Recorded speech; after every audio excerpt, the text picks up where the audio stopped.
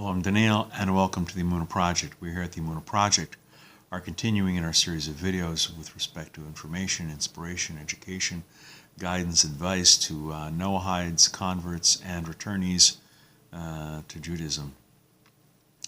And I want to focus on an interesting verse in the book of Leviticus, chapter 6, verse 5, where it says, "The fire on the altar," this is the outside altar, "shall be kept burning on it and shall not be extinguished." In other words, once the fire in the Mizbayach, the altar, is up, you can't put it out. You can't throw water on it. It has to burn itself out. You can't extinguish it. Chazal, our sages, in Pirkei Avos, the Ethics of the Fathers, chapters 5, verse 5, go even further. Not only did we not put it out, but it burned so that even the rain wouldn't put it out.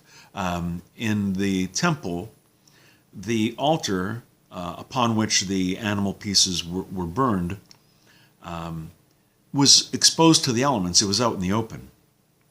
And it says, even though there was torrential downpour, it wouldn't put the fire out. A very perceptive young lady mentioned to me once that this seemed to her to be a weird miracle.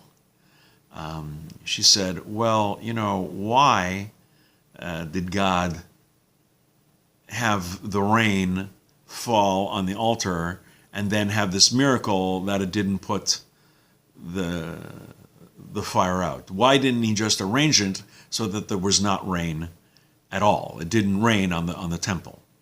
She thought that was odd. And as often is the case, she wasn't the first person to ask this question. Many people have offered various theories, various lessons we can learn.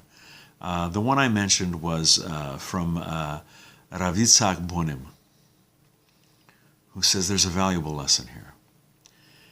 That what you had are two elements, fire and water, which are opposites. They can extinguish each other. You have enough water, you'll put out the fire. Not enough water, the fire dries up and consumes the water.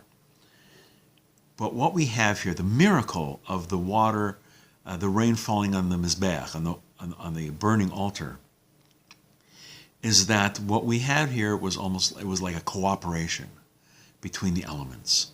The water and the fire both cooperated, contrary to their nature, so that things would not be extinguished. The water would not put out the fire would continue to burn despite the water. The lesson we learn is this. These two opposite elements, cooperating as it were, we should learn that when the Jewish people unite, when we work together, despite our differences, and sometimes those differences are vast, we should work together for a common goal, for the service of God, for L'Shem Shamayim, for the sake of heaven. And despite our differences, and sometimes because of our differences, we all have, please God, the common goal, the service of God, the service of the Jewish people, our common mission of Torah and mitzvahs. Let's learn a lesson from the fire and the water on the altar. When we unite, when we work together, let's keep the fire and water in mind and put aside our differences, and despite our instinct, despite our natures, work together for the greater good. We're going to be doing more videos along these lines. I hope you're finding some inspiration from them. Please come back, please watch, please learn. And until next time, on behalf of the Emunah Project, I'm Daniel, and thank you too much.